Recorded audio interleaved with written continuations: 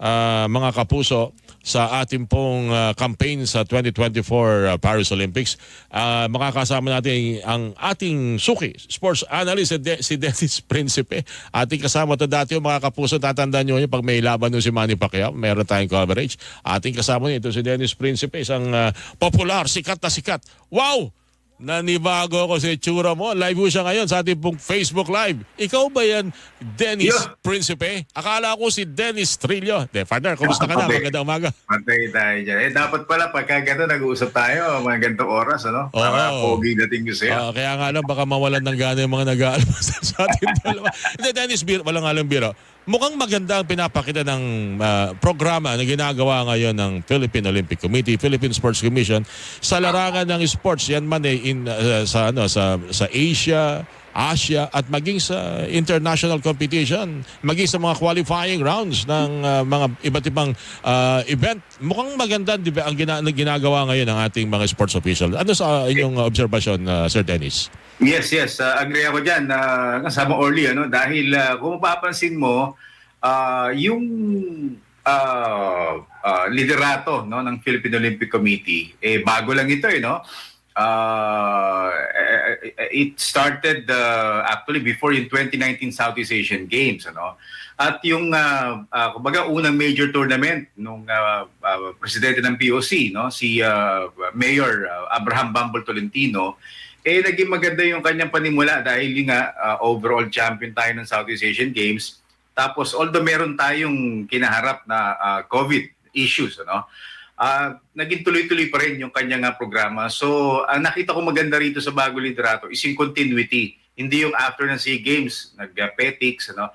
Actually, siya lang ang POC leadership, no, na nakapagpadala ng ating mga delegates sa Olympics 1 month before magsimula yung tournament. So masasabi natin na, and I agree with you, no, na talagang pwede natin i-consider ito sa liderato. Anong naging sekreto? Kasi lagi nating naririnig noon, kumuha tayo ng mga foreign trainer, foreign coaches. Pero kay Carlos Yulo, Cebuano na coach, Pinoy coach ang kanyang kasama sa Olympic dyan sa Paris. At maganda ang kanyang naging kampanya. So ito ba patunay na hindi naman nating maaring dito lang sa atin makakuha tayo ng isang magandang panggagalingan ng maging sa training at maging sa mga atleta na rin? Yan ba ang inyong naulinigan sa iyong mga kausap na nasa larangan ng palakasan, Sir Dennis? Hindi, pero Orly, with all due respect, ano, dun sa kababayan natin na coach ni Carlos Yulo, yung Cebuana, no? Para sa akin, dapat din nating kilalanin yung naging tulong ng kanyang Japanese coach. Yeah. Matagal din naman.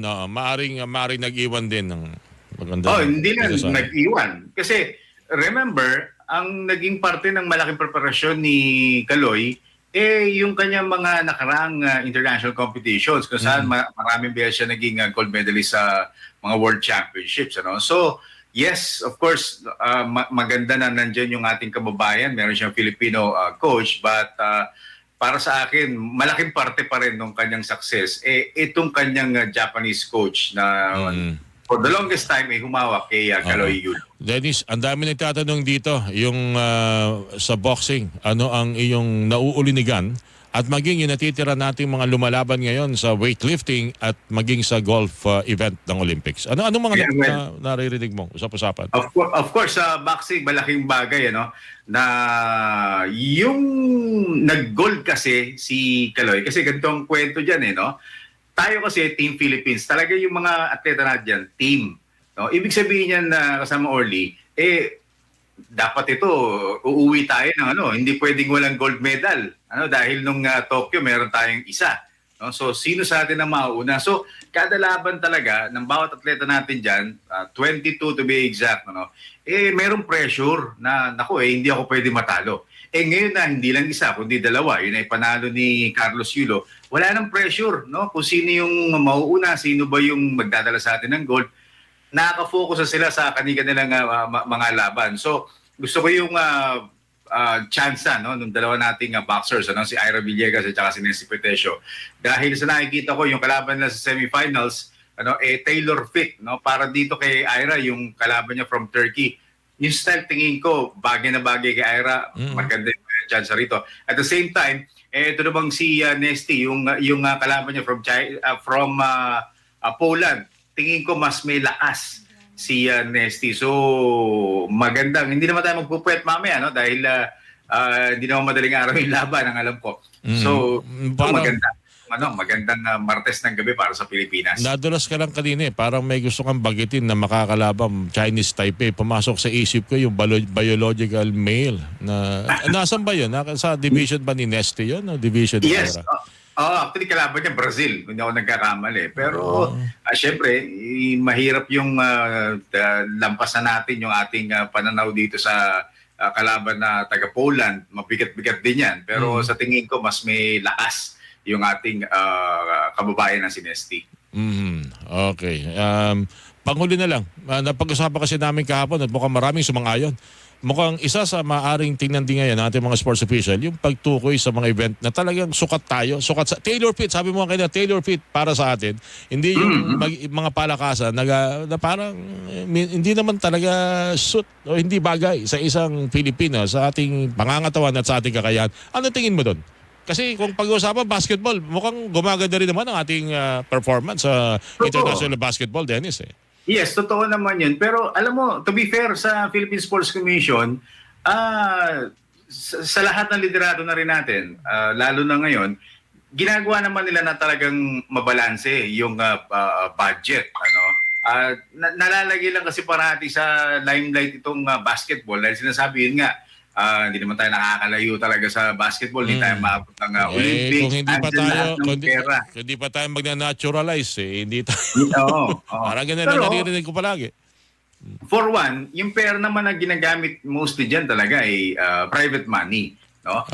Tama. Imbis na medyo kutsain natin yung basketball, dapat tignan natin na parang template na kung ano man yung ginagawa ng basketball sa kanilang national team, yun ang dapat gayahin. Alam mo, isang nakikita ko dyan na pwede natin i-suggest bawat sport, no? Lalo na ngayon, meron tayong gymnastics. Lagyan ng marketing aspect, no? Yung kanilang sport para mabenta kasi alam mo, hindi naman all the time na yung mga private companies nandyan, tutulong. Ibig sabihin natin tumulong, maging partners tayo, papaano?